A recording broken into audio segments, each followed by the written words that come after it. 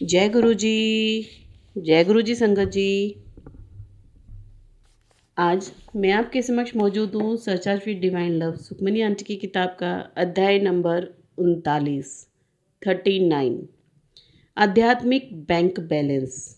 आइए सुनते हैं आंटी क्या लिखते हैं।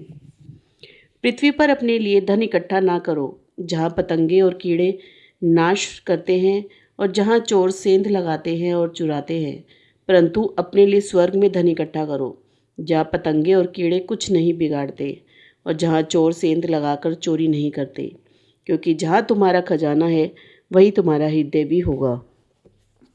हम सभी के पास बैंक के सेविंग अकाउंट होते हैं जिनका उपयोग हम ज़रूरत के समय कर सकते हैं। क्या यह सच नहीं है कि हमारा आत्मविश्वास सीधे तौर पर हमारी बचत की राशि पर निर्भर करता है? क्या हम सभी ये जानकर बेहतर महसूस नहीं करते कि हमारे बैंकों में आपात स्थिति में पैसा निकालने के लिए पर्याप्त पैसा है? क्या हम सभी निवेश करने और अपना बैंक बैलेंस बढ़ाने के तरीकों के बारे में नहीं सोचते? हाँ, हम सब करते हैं।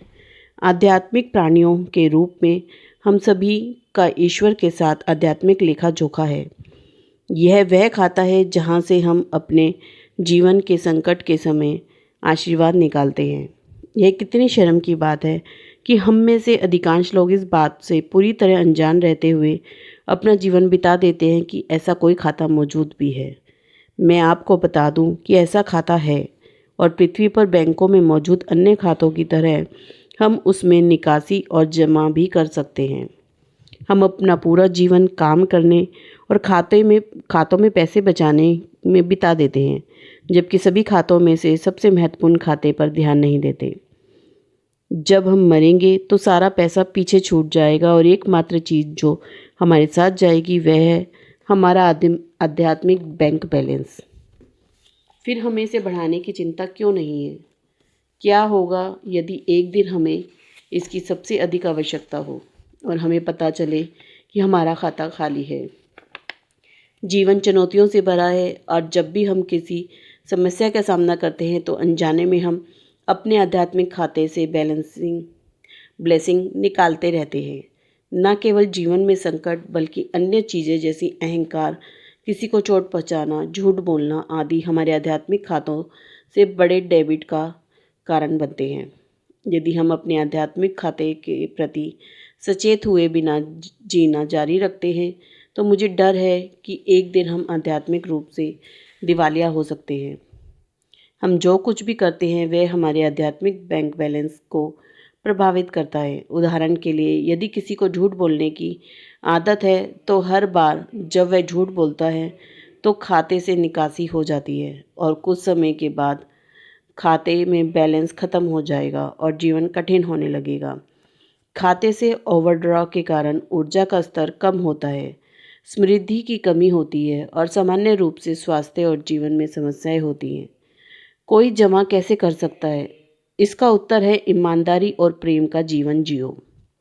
आप जो दयालुता के छोटे छोटे कार्य करते हैं, जो प्यार आप देते हैं, आपका गुप्त दान, गुप्त पाठ, ये सभी खाते में मोटी रकम जमा करते हैं। लेकिन यदि आप पाने के लिए दे रहे हैं तो आप इसे गलत कर रहे हैं। यदि आप लालच महसूस किए बिना भगवान को देते हैं तो आप वास्तव में दोनों क्षेत्रों में धन्य हो जाते हैं। किसी गुरु या अपने बड़ों का आशीर्वाद आपके बैलेंस को काफ़ी बढ़ा सकता है। एक गुरु आपके कम बैलेंस को कुछ नहीं सेकंड में बढ़ा सकता है। प्रार्थना करने से आपका बैलेंस भी बढ़ता है, खासकर यदि आप अपने लिए नहीं बल्कि दूसरों के लिए अधिक प्रार्थना करते हैं। मेरे नाना नानी 10 वंद नामक एक छोटी सी प्रथा का पालन करते हैं, जिसका अर्थ है आप अपनी आय का 10% निकालकर ज़रूरतमंदों की मदद करने या दान करने के लिए अलग रख देते हैं। यह प्रथा ऐसी है जो आपके स्वर्गीय खातों को कभी खाली नहीं होने देती। ऐसा नहीं है कि जीवन हमेशा सुचारू रहेगा, लेकिन आपका वित्त खींचता हुआ प्रतीत होगा और आपको कभी भी भौतिक संपत्ति की कमी महसूस नहीं होगी।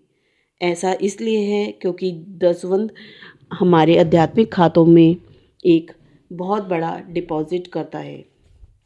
ध्यान रखें कि आप जो देते हैं वह सही और देने लायक है, क्योंकि आप जो देते हैं वह अंततः आपके पास ही वापस लौट कर आता है। कभी भी व्यर्थ दान ना करें। यह कथा मुझे जो कहना है उसे खूबसूरती से समझाएगी। एक बार एक राजा था जो अपने सेवकों के साथ अपने घोड़ों की देखभाल कर रहा था। एक साधु आता है और राजा से दान मांगता है। राजा नाराज़ हो जाता है और उनसे कहता है कि जब वह अपने सिंहासन पर बैठे तो ही दान मांगे। अत्यंत क्रोध के कारण वह मुट्ठी भर घोड़ों का गोबर उठाता है और साधु को देता है। साधु पूरी विनम्रता के साथ दान स्वीकार करता है और राजा को आशीर्वाद देता है, तुम्हारा दान बढ़ता रहे। साधु जंगल में चला जाता है और गोबर को अपनी कुटिया के बाहर रख देता है। समय के साथ साथ गोबर की छोटी सी मुट्ठी गोबर के एक विशाल पहाड़ में बदल जाती है। एक दिन राजा शिकार के लिए जंगल में जाता है और उसकी नज़र गोबर के पहाड़ वाली झोपड़ी पर पड़ती है। जिज्ञासुवश वह नीचे उतरता है और साधु से पूछता है कि इतना गोबर कहाँ से आया। साधु उत्तर देता है, राजन, ये तुम्हारा धन है जो बड़ा हो गया है। राजा हैरान होकर पूछता है, अब इस गोबर का क्या होगा? इस पर साधु जवाब देता है, अब अंततः तुम्हें वह सब खाना पड़ेगा जो तुमने मुझे दिया था। राजा चिंतित हो जाता है और उसे अपने किए पर पश्चाताप होता है। उसने साधु से उसे क्षमा करने के लिए कहा। साधु उसकी मदद करने के लिए सहमत हो जाता है और राजा से कहता है कि वह लोगों से अपने बुरे में गलत बातें करवाए। निंदा। जितने अधिक लोग आपके बारे में बुरा बोलेंगे, गोबर उतनी ही तेजी से गायब हो जाएगा।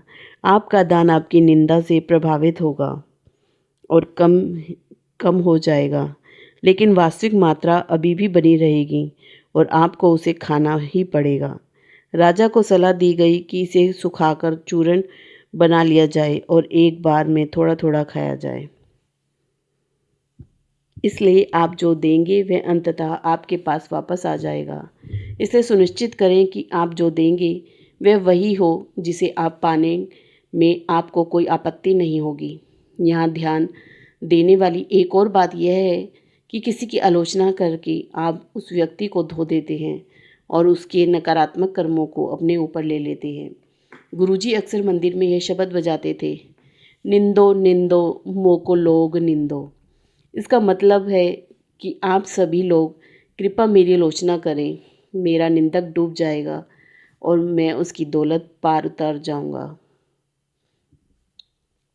जो व्यक्ति उचित या अनुचित आलोचना करता है वह आपका उपकार करता है और वह आपके पापों को मिटाते हुए आपके पापों को अपने ऊपर ले रहा है। निंदा करने से आपके आध्यात्मिक खाते में बहुत बड़ा धन निकल जाता है। आज ही अपना आध्यात्मिक निवेश करना शुरू करें और हर दिन थोड़ा थोड़ा करके ऐसा करना जारी रखें। अपने प्रत्येक कार्य और विचार के प्रति सचेत रहें।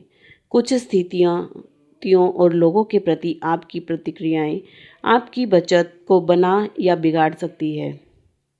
इसलिए प्रतिक्रिया करने से पहले हमेशा सोचें। यदि आप कभी ऐसी स्थिति का सामना करते हैं तो जहां आपको प्रतिक्रिया करने की आवश्यकता होती है, तो रुकें और सोचें कि आपकी प्रतिक्रिया आपके आध्यात्मिक खाते में जमा करेगी या डेबिट। यदि यह डेबिट है तो कृपया प्रतिक्रिया ना करें। यह खाते का बैलेंस कम करने के लायक नहीं है। वर्षों से विभिन्न संत महात्माओं के वचन के से सीखे गए सबक यह भगवान के बैंक में आपकी बचत बढ़ाने में मदद कर सकते हैं। पहला, पाठ करो। ईश्वर के प्रति सच्चे प्रेम से की गई प्रार्थना एक पापी को भी संत बना सकती है। दूसरा, मनुष्य अधूरा पैदा होता है और अधूरा ही मर जाता है। केवल प्रार्थना ही हमें पूर्ण कर सकती है। पाठ ही हमारे नकारात्मक कर्मों को जलाने का एकमात्र तरीका है। तीसरा, माता पिता की देखभाल करना भगवान की सेवा करने जितनी ही बड़ी सेवा है। माता पिता, विशेषकर माँ द्वारा दिया गया आशीर्वाद भगवान द्वारा दिए गए आशीर्वाद के बराबर है। अमृत वेला जबरदस्ती नहीं करना चाहिए। यह ईश्वर की कृपा ही है कि कोई उस समय पाठ उठ पाता है। अमृत वेला केवल रात्रि 2 से 4 के 20 बजे तक है और यह भगवान के साथ आपका निजी समय है, सत्संग के लिए नहीं। यदि आप अमृत वेले का लाभ प्राप्त करना चाहते हैं तो किसी को भी यह ना बताएं कि आप यह कर रहे हैं। जिस क्षण आप इसके बारे में बोलते हैं आप आशीर्वाद खो देते हैं। सत्संग बहुत महत्वपूर्ण है। यहीं पर हमारी आत्मा प्रतिदिन जमा होने वाली धूल कीचड़ से धुलती है।